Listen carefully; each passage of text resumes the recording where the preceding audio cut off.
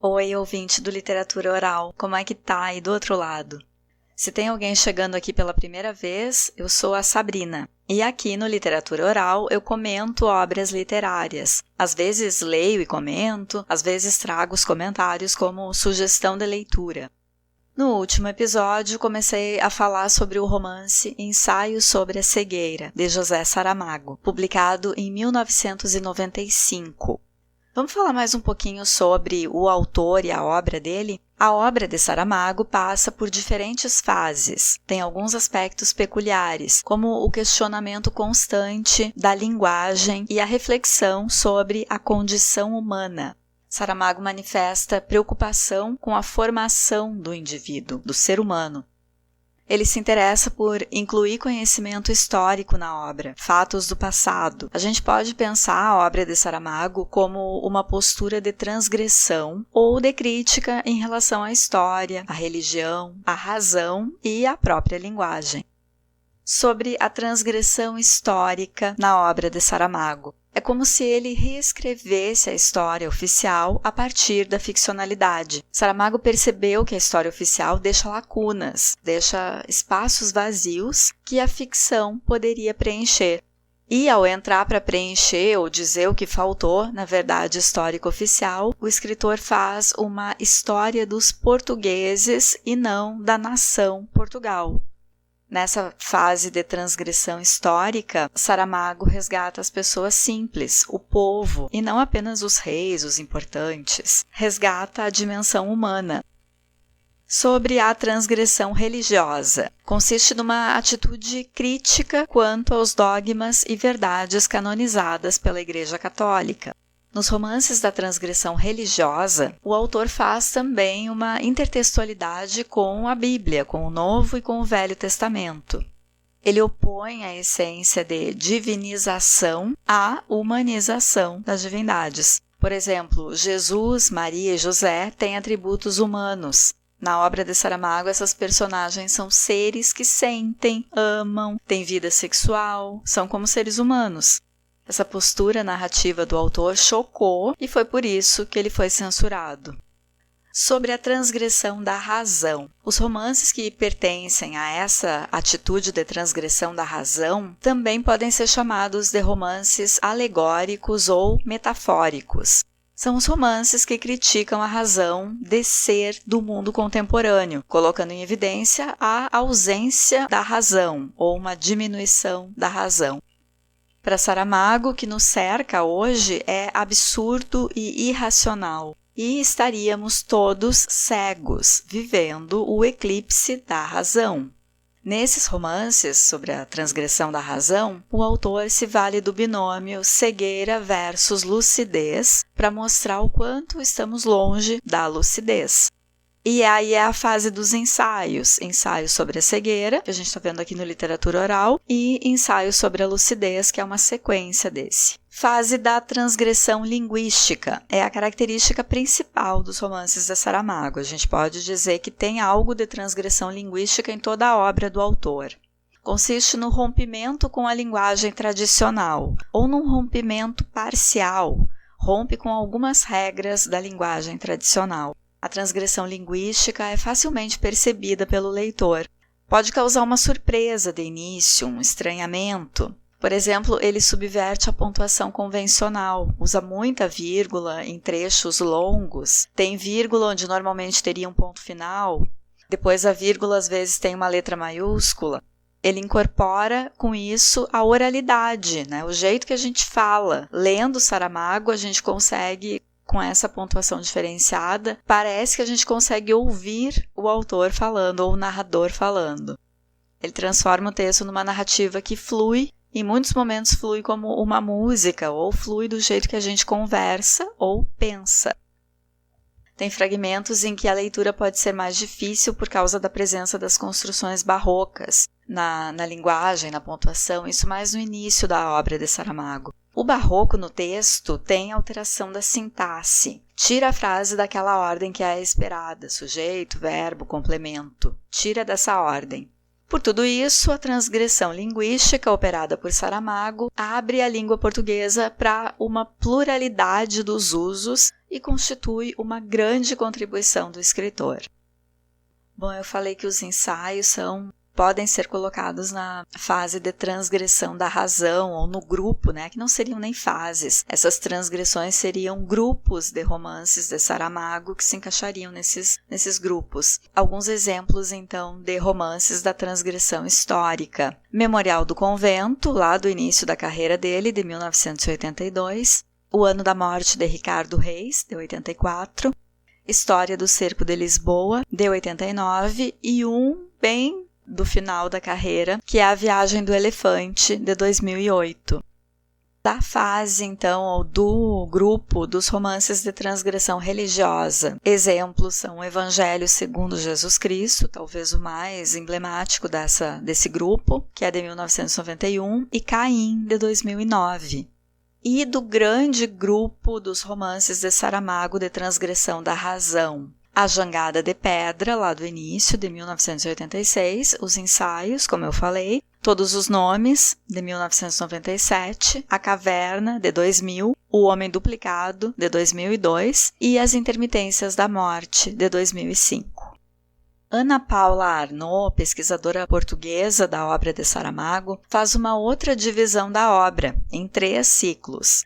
Essa divisão da Ana Paula Arnaud eu li na tese do professor Davis Garlet, uma das 2 teses em que eu estou estudando e lendo para fazer os nossos roteiros aqui do ensaio sobre a cegueira, e eu cito direitinho os títulos das teses, os autores, como procurar na internet para quem se interessar por ler esses trabalhos completos. Eu cito no último episódio, que é o primeiro episódio em que eu estou falando do ensaio sobre a cegueira. Bom, então, sobre os 3 ciclos da pesquisadora Ana Paula Arnaud. O primeiro é o ciclo dos temas relacionados a Portugal. O segundo ciclo, de acordo com ela, seria de temas mais gerais, universais. Nesse segundo ciclo de temas gerais, temas universais, ocorre simplificação da linguagem e da estrutura narrativa, porque lá no primeiro ciclo de temas relacionados a Portugal, Saramago ainda estava utilizando a linguagem barroca. Ensaio sobre a cegueira fica no segundo ciclo da pesquisadora Arnaud, o ciclo da simplificação da linguagem e dos temas universais. E teria ainda um terceiro ciclo, que seria o dos romances fábula, que acontece aí a partir de As Intermitências da Morte. Os romances do último ciclo seriam o auge do humor e da ironia de Saramago.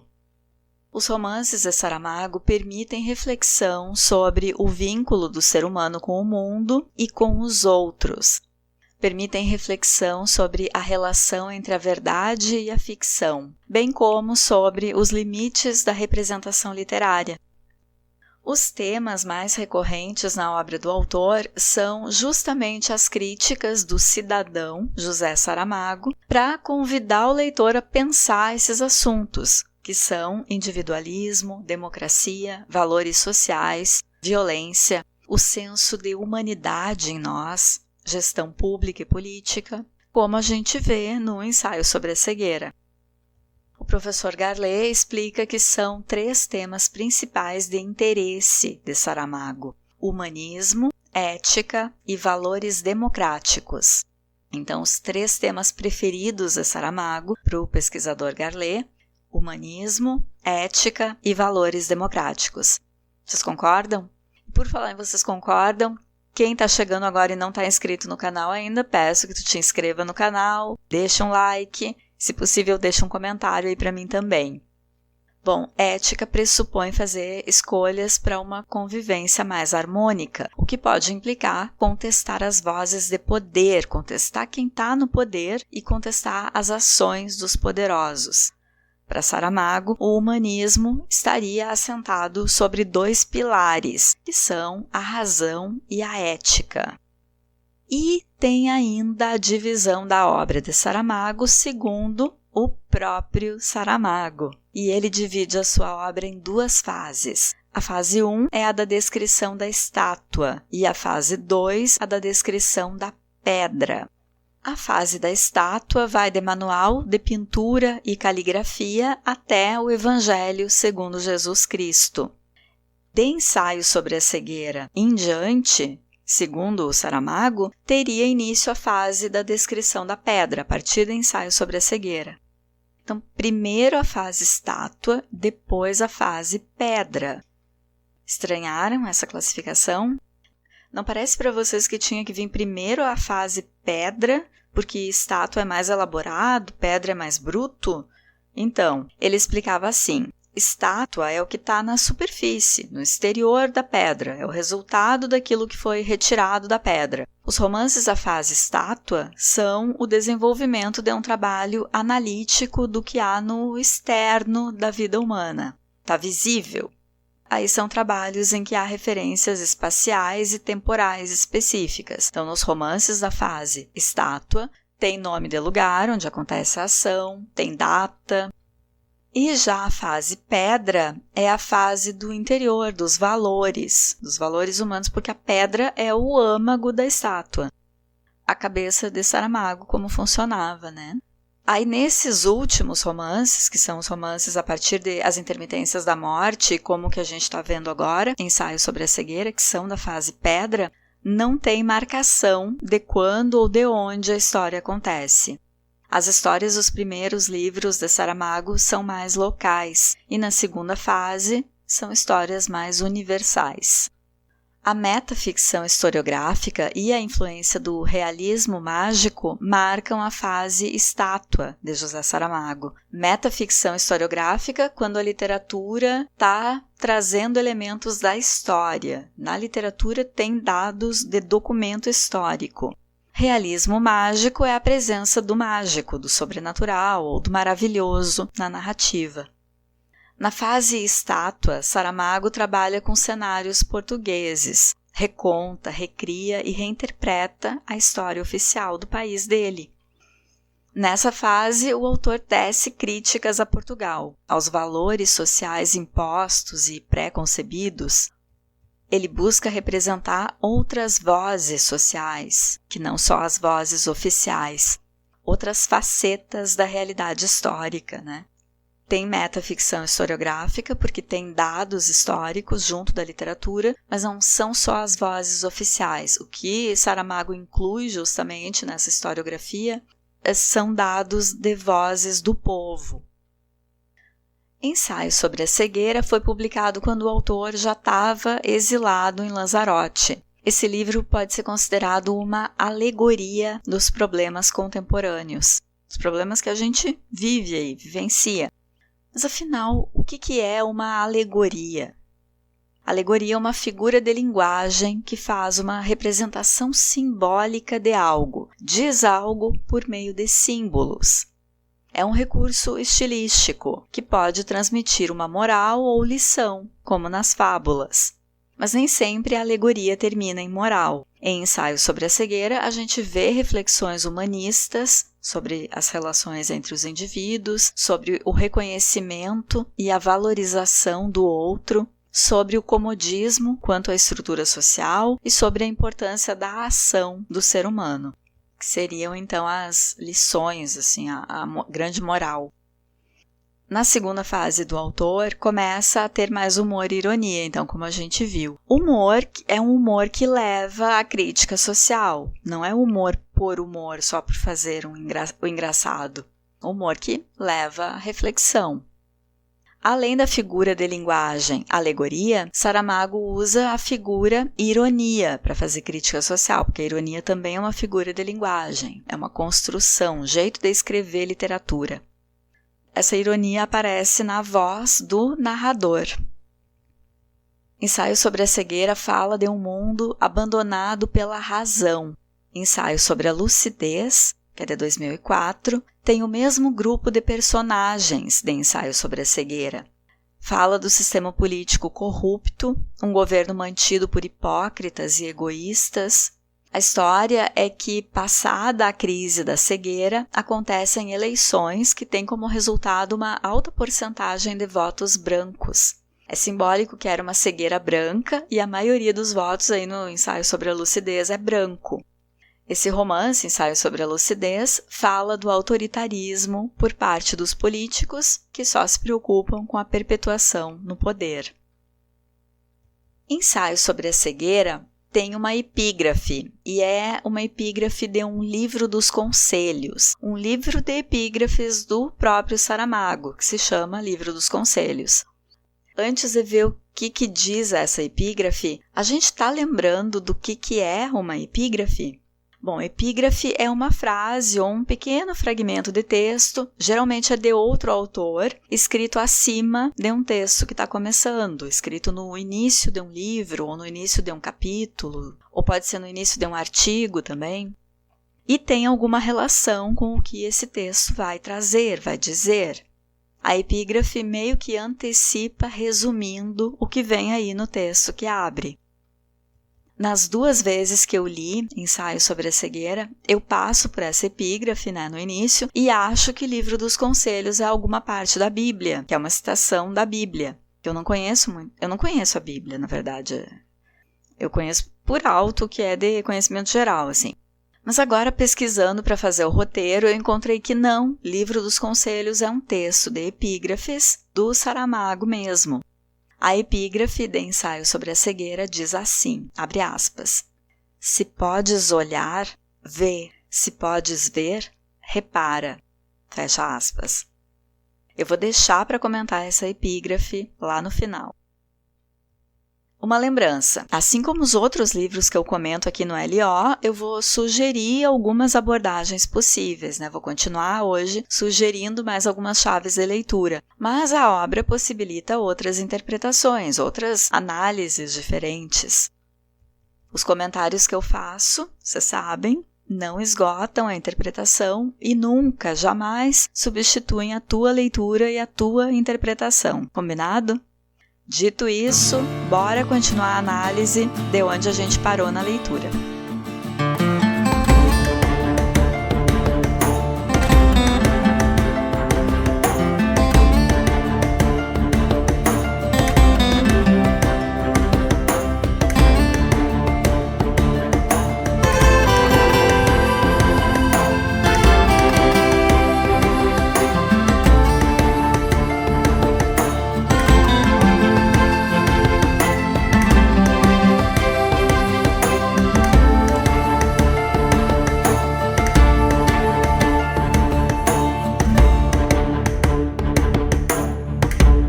No episódio passado, vimos que uma epidemia de cegueira começa numa cidade sem nome.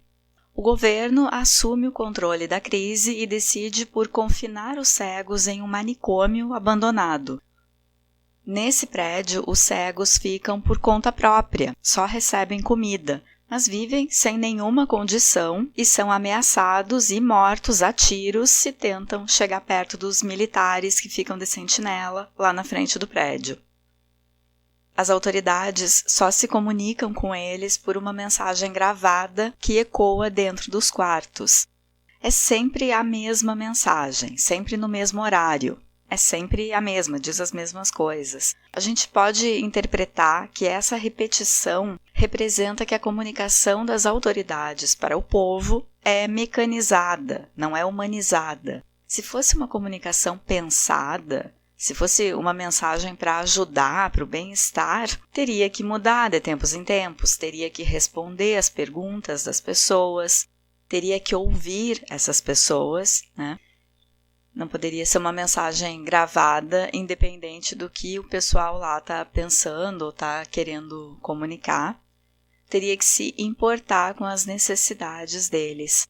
E a ocorrência da mensagem, sempre à mesma hora, dá aos confinados a noção da passagem do tempo. Eles sabem, eles estão cegos, vendo tudo branco, mas aí eles sabem que quando a mensagem chega primeiro no dia é de manhã e depois vem a mensagem da noite. Com isso, eles podem dividir o tempo entre dia e noite, podem ter alguma autonomia sobre o uso do tempo. Isso significa algum resquício de dignidade, essa noção do tempo. A mulher do médico ainda enxerga e o casal está no mesmo quarto que os pacientes que estavam naquela sala de espera do consultório dele, quando o primeiro cego chegou para consultar. Conforme a população do manicômio vai aumentando, as crises entre os cegos vão surgindo. A mulher do médico diz para o marido que o mundo todo está ali dentro, como uma alegoria. O manicômio reproduz o mundo, a sociedade. Afinal, a sociedade é feita pelas pessoas, e as pessoas estavam agora confinadas naquele espaço, num grupo de pessoas que simboliza, de certa forma, toda a cidade. O autoritarismo do governo é justificado pelo medo do contágio. A situação com que os cegos estão sendo tratados por conta desse autoritarismo do governo faz com que eles vão perdendo os traços de humanidade e se comportando cada vez mais como animais, com a única preocupação de sobreviver. O narrador começa a comparar o comportamento dos cegos com bichos nos movimentos que fazem. Por exemplo, quando precisam andar de 4 para irem inspecionando o terreno lá na frente do prédio e buscar as caixas de comida. O narrador diz que vão com as caras rentes ao chão, como suínos. E assim o narrador vai alertando o leitor para o processo de animalização em curso dos cegos. Cito da página 134 aqui para mim, na edição da Companhia das Letras, que mantém o texto original de Portugal, do Saramago, em português de Portugal.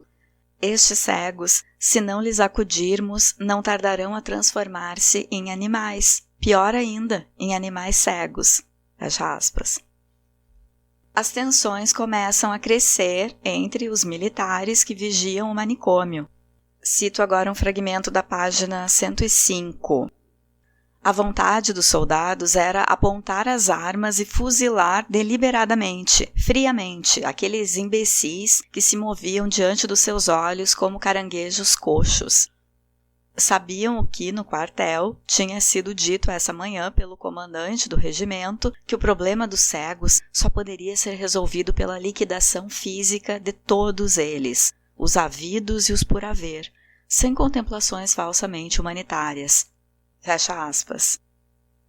É mais uma passagem com a aproximação dos cegos a animais, como caranguejos. Vejam que não é nunca o lado fofinho dos animais que é mencionado, mas é o lado brutal da luta por sobrevivência que os bichos empreendem na natureza. Parecem caranguejos, mas caranguejos coxos. E desse fragmento destaco também a ironia sobre o mérito dos militares de alto comando, que diz que ninguém chega tão alto na vida militar sem ter razão em tudo quanto pensa, se referindo à menção ao que o militar lá teria dito que para eliminar essa doença teria que matar todos os cegos. E a ironia continua com aquele coronel que queria que os cegos fossem mortos, aquele militar, ficando ele próprio cego. Daí um ministro conta para o outro. Cito da página 111. Quer saber a novidade? Aquele coronel de quem lhe falei cegou. A ver agora que pensará ele da ideia que tinha. Já pensou? Deu um tiro na cabeça. Coerente atitude, sim senhor. O exército está sempre pronto a dar o exemplo. Fecha aspas. A mulher do médico assume um lugar de liderança no quarto, de forma natural, nada imposto.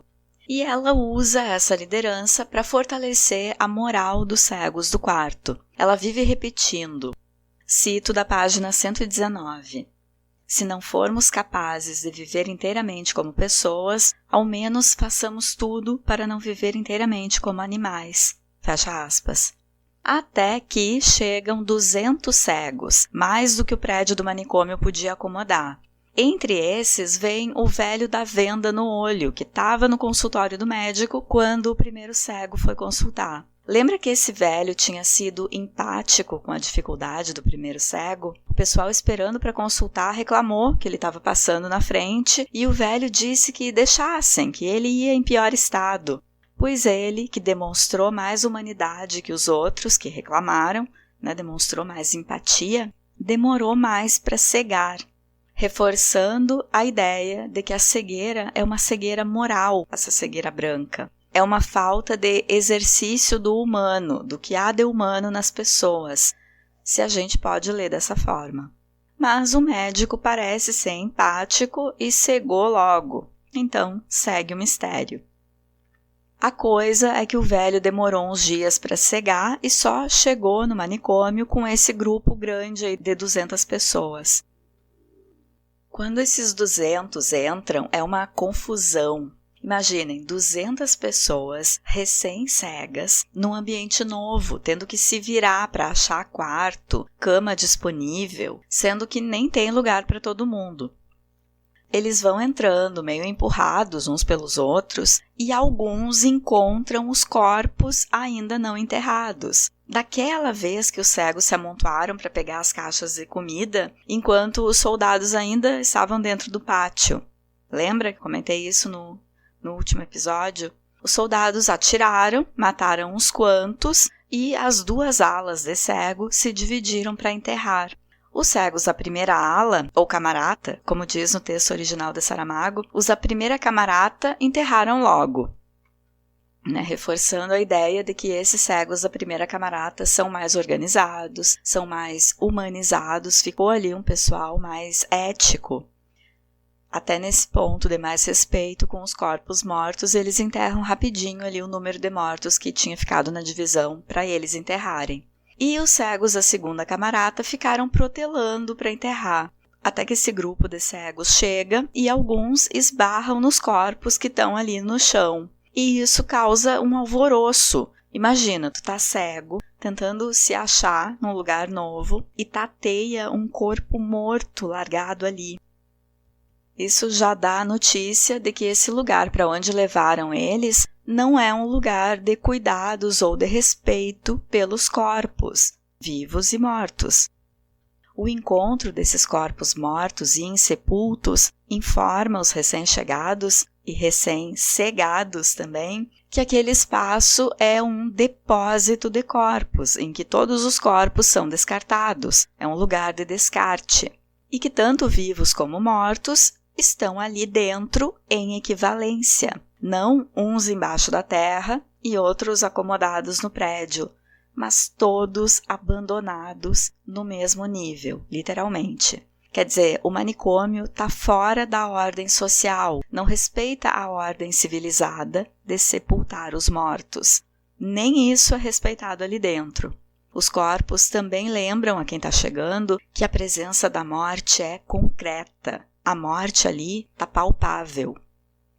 O cego da venda no olho, que ele tem uma venda no olho vazado e tinha catarata no outro olho, por isso que ele estava lá no consultório do médico, para marcar uma cirurgia de catarata no olho que ele tinha. Esse velho também encontra os corpos, tateia, tentando se encontrar ali no espaço, também encontra os corpos. Mas ao contrário dos outros que sentiram nojo e se desesperaram de tocar os mortos, o velho resolve ficar ali, entre os defuntos, até que as coisas se acalmem, então ele possa andar com mais segurança. Porque estava um empurra-empurra. A gente pode entender que essa personagem já tem alguma autonomia, porque já não tinha um olho. E sobre o olho que ele não tem, e que daí usa uma venda, é o esquerdo. O velho não tem o olho esquerdo. Então, que o pouquinho de visão que ele tinha antes de cegar era do olho direito. Vale aqui a interpretação que eu fiz para o estrabismo do menino no episódio passado. Ele passa 1 hora entre os corpos insepultos. Portanto, quando o velho chega no quarto do grupo principal, ele é alguém que voltou de entre os mortos. E ele volta contando histórias de como estava a cidade, a confusão que estava na cidade com a epidemia. Saramago lança a mão do arquétipo de quem retorna de entre os mortos, transita entre mundos, o mundo dos vivos e o mundo dos mortos, e volta para contar histórias, que é uma forma arquetípica que aparece na literatura. A gente pode entender o velho da venda como a representação simbólica da memória coletiva, que é a memória dos vivos e dos que já morreram, e que essa personagem que esteve entre os mortos chega para ativar a memória entre os cegos. Porque os cegos estavam ali sem comunicação com o lado de fora do manicômio, sem saber das horas, sem receber tratamento digno, já correndo o risco de ficarem loucos, no meio da sujeira ainda por cima. E o velho chega com notícias, com um sopro do mundo de fora, lembrando que existe alguma coisa, alguma vida, alguma esperança lá fora. Ainda que as notícias que ele traz sejam de que a cegueira virou a epidemia. Mas o velho traz no bolso um objeto que mantém vivo o vínculo com o exterior e com o contar e ouvir histórias. Um rádio. O velho da venda trouxe no bolso um radinho de pilhas. Além de notícias, o rádio dá a chance de que escutem um pouquinho de música. E, gente, como nós precisamos de arte! Para não enlouquecer, para se sentir humanos, precisamos de música, de histórias, de contar e ouvir histórias. Imaginem então para um grupo de recém-cegos. O velho da venda chega por acaso no quarto do grupo protagonista, onde tinha sobrado a cama do cego ladrão. Ele estava destinado a ficar nesse quarto, já que ali estão os outros pacientes da sala de espera. E ele vem carregado de simbologia. Vem de entre os corpos insepultos, trazendo notícias do mundo de fora. Ele é personagem que transita, desde antes da epidemia, por dois mundos. Desde antes da cegueira branca, o velho da venda já era metade cego, mas vivia como quem vê porque tinha um olho. Então ele era do mundo dos cegos e era do mundo dos que enxergam. A venda que ele usa, antes mesmo de ficar cego, é simbólica. A venda antecipa a cegueira geral, a cegueira que ia ser uma epidemia. Porque a venda no olho é indicativa de que ele estava já metade cego. E aí ele chega meio que como um oráculo, para quem todos se voltam para escutar. Os outros cegos do quarto vão se chegando a ele pela voz, sentam nas camas perto dele para escutar como é que estava a cidade, o que estava acontecendo no mundo lá fora, fora do manicômio. Pesa também o fato de que seja velho. Isso agrega a simbologia da sabedoria, da voz ancestral, que deve ser ouvida, porque sabe mais, porque viveu mais.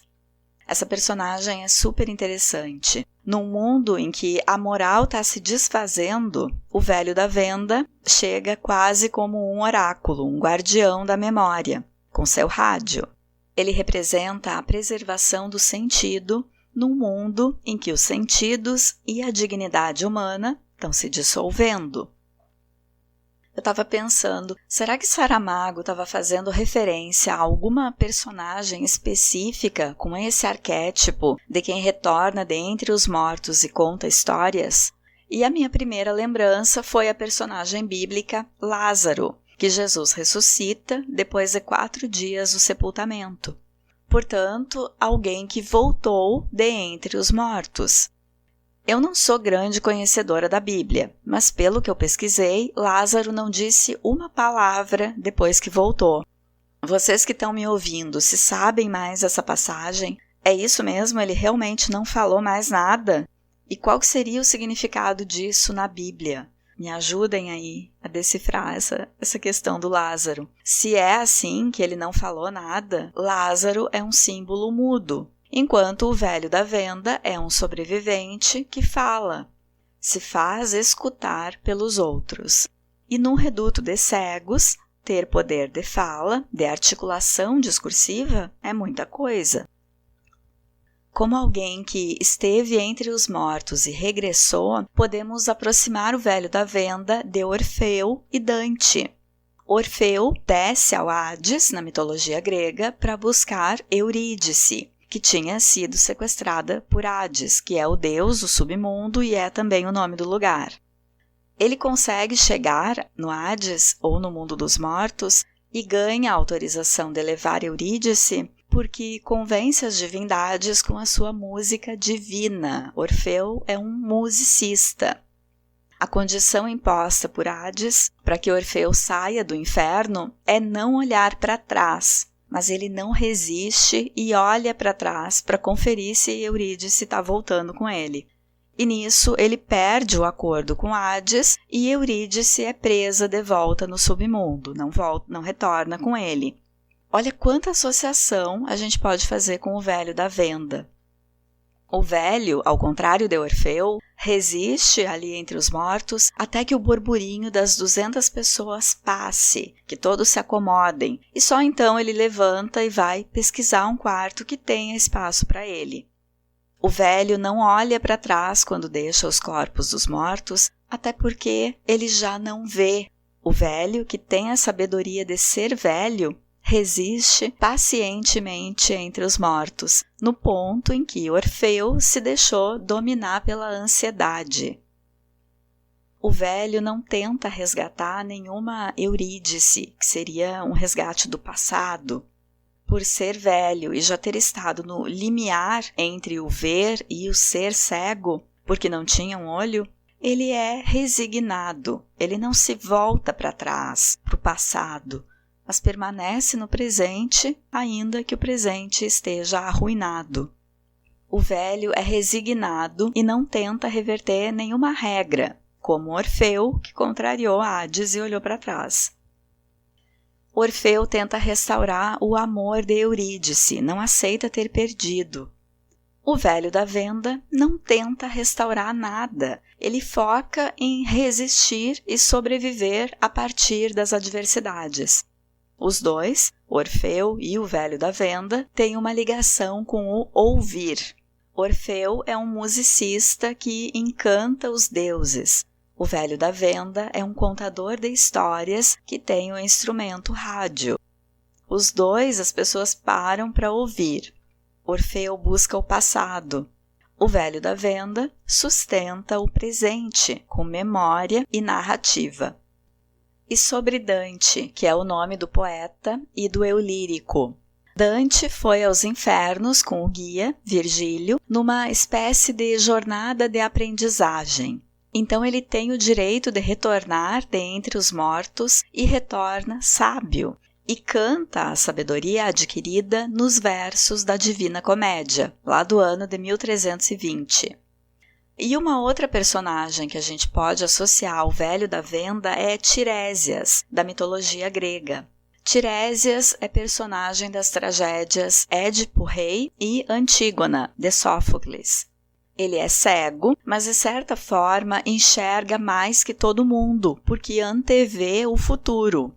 É um oráculo, é consultado para saber do futuro. A ironia e a contradição de ser um cego vidente, em Tiresias. Assim como Orfeu e o velho da venda, Tiresias viveu duas realidades diferentes, dois mundos diferentes, porque passou 7 anos num corpo de mulher. A vivência em corpos dos dois gêneros dá a Tiresias um entendimento único da vida e isso faz dele um oráculo ainda mais poderoso. Ele também é um homem velho e sábio, como o velho da venda parece ser. E pensando numa obra moderna, os corpos insepultos no pátio do manicômio, esperando para serem enterrados, me remetem a Incidente em Antares, de Érico Veríssimo. Um romance de 1971, em que esse autor gaúcho usa o realismo fantástico. Nesse romance, Incidente em Antares, uma greve dos coveiros deixa alguns caixões esperando para serem enterrados. Os mortos acordam e se indignam porque os parentes deixaram eles ali. É uma crítica de Veríssimo à ditadura militar e uma alusão ao descaso com os corpos dos presos, torturados e desaparecidos durante a ditadura. Nesse caso, são os próprios mortos que voltam à cidade, falam, sem medo de represálias, porque já estão mortos, e revelam a podridão moral do lugar. Eu gosto de fazer essas associações com outras obras. Quais obras o texto lembra ou poderia referenciar, porque a literatura contemporânea é muito esse palimpsesto, uma sobreposição de textos, de referências que os autores acabam reverberando. Eu adoro essa personagem, o velho da venda. Acho que ele tem uma força simbólica e poética imensa. É uma personagem elo entre a literatura clássica e a ruína contemporânea. Para mim, o velho da venda lembra o próprio autor. Saramago, quando escreveu o ensaio sobre a cegueira, já era um homem maduro, era um escritor já há anos consagrado, premiado, mas que veio de uma infância pobre, entre pessoas simples, no sentido de educação formal. É, portanto, alguém que viveu no limiar entre diferentes mundos, diferentes camadas sociais. É um contador de histórias, alguém que a gente para escutar, ler, no caso. O velho da venda, empático desde o dia lá no consultório, desde o início do romance, pode representar o Saramago cidadão, que viu a ascensão e queda de regimes políticos e chegou à velhice com um olhar crítico, humano, e com histórias da cidade para nos contar. Assim como escritor, o velho da venda não impõe nada. Ele fala, sugere que não gastem as pilhas do radinho ouvindo música para economizar para ouvir notícias. Compartilha o que pensa. O velho se configura um tipo de liderança, porque as pessoas do quarto vão se chegando para perto dele para ouvir o que ele tem para contar. Mas é uma liderança desarmada, tranquila, sábia, que é muito como eu vejo Saramago. Claro, tem a coisa do velho da venda não ter justamente o olho esquerdo e assim não ter visão para a esquerda, retomando a interpretação que eu fiz para o guri estrábico. Mas o velho perdeu esse globo ocular esquerdo, ele tem a órbita vazia. O médico até pergunta por que ele não colocou um olho de vidro no lugar. Será que ele teria perdido esse olho esquerdo de tanto usar esse olhar para a esquerda, metaforicamente falando? Porque no que se refere a olhar as causas sociais, a enxergar os valores, que tradicionalmente são mais atribuídos à esquerda, Saramago tinha, então, os dois olhos esquerdos. Eu sei que eu leio o velho da venda com a imagem de Saramago, como se ele tivesse colocado um pouco de si nesse velho que sabe que talvez não veja a cura da cegueira branca, ou a cura da reconstrução do mundo, porque está velho vivendo naquele ambiente inóspito. Mas que ainda assim insiste em permanecer lúcido, ético e útil ao presente, incentivando os outros a pensar a partir da contação de histórias. Eu falei que o velho da venda entra no quarto e conta como está a situação na cidade, Conta como o caos foi tomando conta, conforme a epidemia foi se alastrando. E nesse ponto da narrativa eu fico com uma dúvida, porque a leitura vinha vindo para mim como se os cegos estivessem lá há uns 3 ou 4 dias no manicômio. E o velho conta de tanta coisa que já aconteceu, tanta mudança na cidade, tanta providência que foi tomada, que parece que passou mais tempo. Pelo que ele conta, parece que passou pelo menos uns 10, 15 dias. Mas o episódio dos soldados atirando nos cegos parece que tinha sido logo nos primeiros dias, e os corpos ainda estavam por enterrar quando aquele grupo de 200 pessoas chega, que o velho da venda chega junto com eles. Não sei se eu que me perdi, é mais fácil eu ter entendido errado do que Saramago e todos os revisores e editores de ensaio sobre a cegueira terem se enganado, claro. E uma informação que o velho traz é de que muitos outros lugares já foram disponibilizados para ir levando outros cegos para confinamento. Outros prédios, assim como estão ali no prédio do manicômio, ele conta que outros prédios já tinham sido mobilizados e lugares, enfim, para levar o pessoal que estava cegando. Então, não seria das autoridades terem lotado primeiro esse prédio do manicômio e depois irem levando os próximos cegos para outros lugares? Isso também me fez pensar, como só tinha aquele lugar ainda recebendo cegos que ainda estava nos primeiros 3, 4 dias. Não sei. Quem já leu o ensaio sobre a cegueira me conta aí se eu que fiz confusão com a passagem do tempo ou como que vocês entenderam essa parte. É importante dizer que esse lapso do tempo não interfere em nada na qualidade geral da obra. E de novo, é mais fácil eu ter me confundido na passagem do tempo. Comentem aqui para mim, então, no canal do YouTube, aqui embaixo do episódio, e vamos trocando uma ideia sobre isso. As janelas dos quartos não abrem.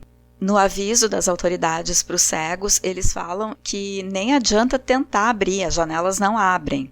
O que dá ainda mais a esse prédio do manicômio um caráter de prisão.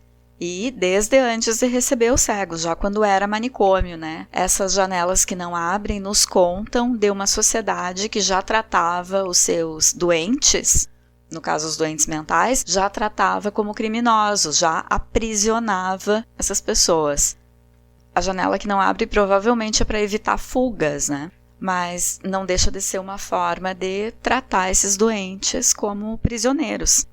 Bom, os quartos agora estão cheios, inclusive nem tem cama para todo mundo, tem gente dormindo no chão. Prédio lotado, os cegos arrotam, peidam, já estão sujos, sem banho, com o corpo fedendo, começando a feder, o lugar está imundo. As pessoas foram cegando de repente com a epidemia, então não tiveram tempo de desenvolver alguma autonomia antes de serem levadas ali para o prédio. Não tem nenhuma orientação, nenhuma ajuda. E por isso também as condições de higiene deles devem estar precárias, porque são pessoas que não desenvolveram autonomia para realizar a sua higiene pessoal.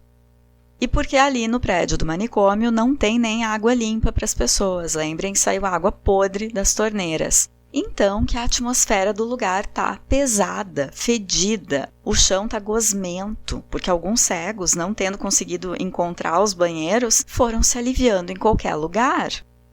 E tem gente dormindo no chão.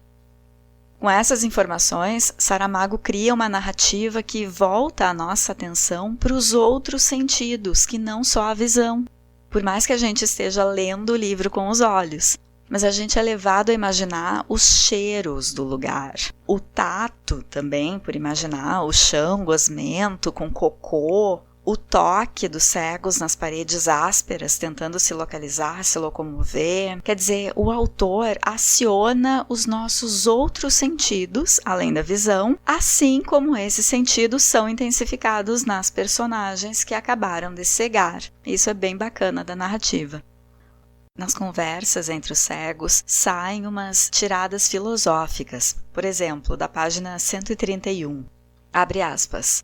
O medo cega, disse a rapariga dos óculos escuros. São palavras certas. Já éramos cegos no momento em que cegamos. O medo nos cegou. O medo nos fará continuar cegos. Fecha aspas. A mulher do médico não aguenta mais fingir que é cega e pensa em contar. O marido alerta que os outros vão fazer ela de escrava, que a vida vai se transformar num suplício, ao que ela responde que ver o que ela tem visto sem poder interferir já é o suplício. Vai assim o diálogo deles, sussurrado embaixo da manta. É da página 135. Abre aspas.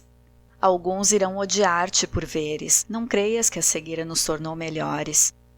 Também não nos tornou piores. Vamos a caminho disso. Vê tu só o que se passa quando chega à altura de distribuir a comida. Precisamente, uma pessoa que visse poderia tomar a seu cargo a divisão dos alimentos por todos os que estão aqui, fazê-lo com equidade, com critério, deixaria de haver protestos, acabariam essas disputas que me põem louca. Tu não sabes o que é ver dois cegos a lutarem. Lutar foi sempre mais ou menos uma forma de cegueira. Isto é diferente. Farás o que melhor te parecer, mas não te esqueças daquilo que nós somos aqui, cegos, simplesmente cegos. Cegos sem retóricas nem comiserações. O mundo caridoso e pitoresco dos ceguinhos acabou. Agora é o reino duro, cruel e implacável dos cegos. Se tu pudesses ver o que eu sou obrigada a ver, quererias estar cego. Acredito, mas não preciso. Cego já estou, fecha aspas. Fecha com humor, né? Mas quando chega o dia seguinte, ela fica combinada com ele ali de contar que vê no dia seguinte. Mas quando chega o dia seguinte, ela lembra das palavras do marido, de que vão escravizar a capacidade de visão dela e se acovarda. Isso é o que ela acha, que se acovardou. Mas será mesmo? Acho que nesse caso não seria covardia não contar que enxerga e seguir ajudando como pode, sem trair o segredo. Só que logo na hora de pegarem as caixas com o café da manhã nesse dia, acontece uma coisa que muda a dinâmica no manicômio. Os 2 cegos do quarto que tinham ido buscar as caixas voltam de mãos vazias e com a notícia que um grupo de cegos cercou as caixas de comida e não deixaram ninguém pegar. Disseram que a partir de hoje, quem quiser comer terá que pagar. Aí foram todos para o hall do prédio, onde eles estavam cercando a comida, para saber que história é essa, como é que iriam pagar. A mulher do médico se destaca nessa cena, falando com o líder dos cegos ruins, os que cercaram a comida, que estavam exigindo pagamento.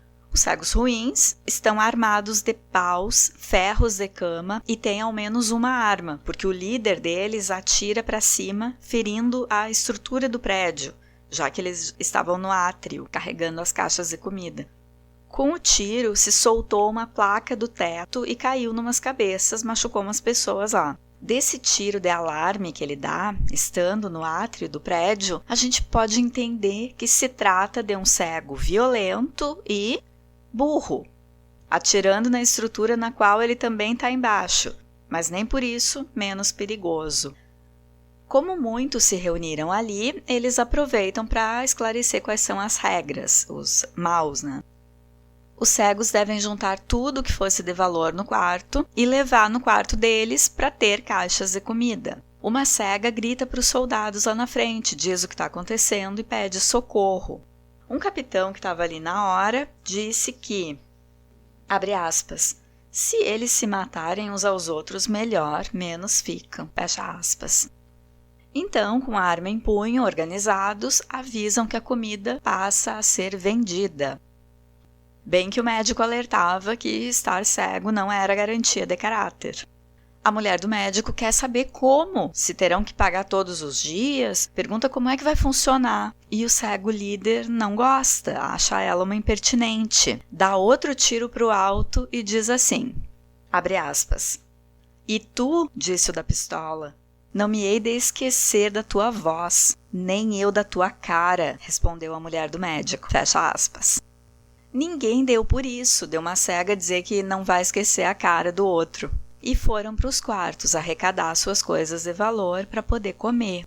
Sem nenhuma autoridade que organizasse dentro do prédio, os cegos ficam submetidos a esses cegos criminosos, que mesmo estando cegos, estando partilhando da condição dos outros, vem uma oportunidade de tirar vantagem de quem já está na pior. No quarto, alguns querem se rebelar, não pagar, mas o médico convence o pessoal que todos devem contribuir e dar tudo o que tinham. A mulher do médico vai esvaziar uma sacola que ela tinha trazido, uns cremes, umas coisas de casa, para usar aquela sacola para colocarem as contribuições, vira a sacola na mala e de dentro cai junto uma tesoura comprida de pontas finas, que ela não lembra de ter colocado ali naquele dia que arrumou as malas para ir junto com o marido. Ela fica um tempo olhando a tesoura e procurando a razão que a levou a colocar uma tesoura no meio das coisas, ver se tinha fundamento. Mas a coisa é que a tesoura de pontas agudas estava ali. E essa cena da mulher olhando para a tesoura e procurando a razão daquela tesoura ter ido junto com as coisas dela é muito interessante, porque esse romance também é sobre o esvaziamento da razão. E a mulher está olhando a tesoura e procurando a razão que a levou a colocar aquele objeto no meio das coisas, ainda que tenha feito inconscientemente. E era melhor que ninguém visse. Que ninguém visse é ótimo. Que ninguém soubesse da tesoura. Então ela pendura num prego que tinha no quarto, lá no alto. E a tesoura fica ali, exposta a todos, mas visível só para ela. Na página 143 diz assim: a mulher do médico levantou os olhos para onde a tesoura estava. Estranhou vê-la tão alto, dependurada por uma das argolas ou olhais, como se não tivesse sido ela própria quem a tinha posto lá. Depois de si para consigo, considerou que havia sido uma excelente ideia trazê-la. Fecha aspas. Ela acha a princípio uma excelente ideia ter trazido a tesoura para poder aparar a barba do marido. Mas vamos ficar com a imagem dessa tesoura pendurada na parede, exposta para todos, mas visível só para ela, porque a tesoura vai ser bem importante no futuro dessa narrativa. O médico e o primeiro cego vão lá no quarto dos ruins, trocar os pertences por comida e descobrem que entre os criminosos tem um cego de cegueira convencional. E isso é uma baita vantagem para eles, porque esse cego tem toda uma autonomia que os outros não desenvolveram ainda. Além disso, esse cego de cegueira normal escreve em braille e faz a contabilidade das coisas que estão sendo entregues pelos quartos. É o braço direito do líder dos cegos maus. O líder, por sua vez, é um bandido experiente, que consegue diferenciar as cédulas pelo tato. Por tudo que entregaram, ganham 3 caixas de comida. O médico reclama que é pouco para o pessoal do quarto, e o líder ameaça, colocando a pistola no pescoço do médico. Depois ele se arrepende de não ter tido coragem de puxar a pistola e tirar a arma do cego mau. O médico e o primeiro cego vão caminhando e comentando onde é que a situação foi parar e se tinha como piorar o inferno em que eles estão vivendo. E esse inferno vai piorar. Tem mais uma camada para descer no aviltamento. E a narrativa vai nos levar para um lugar pavoroso de falta de caráter, de delinquência, na falta de limite da maldade humana. Para quem não leu ainda Ensaio sobre a Cegueira, a situação que segue é uma das mais difíceis de ler. É uma das construções literárias de violência mais difíceis de passar de tudo que eu já li em literatura. Ganha até da morte da baleia, personagem de Vidas Secas de Graciliano Ramos, que é super triste, mas pelo menos passa rápido. Mas o nosso episódio tá ficando muito longo. Eu vou deixar essa cena dificultosa para o próximo episódio, quando eu continuo comentando Ensaio sobre a Cegueira, de José Saramago. Até lá, fiquem bem, um abraço!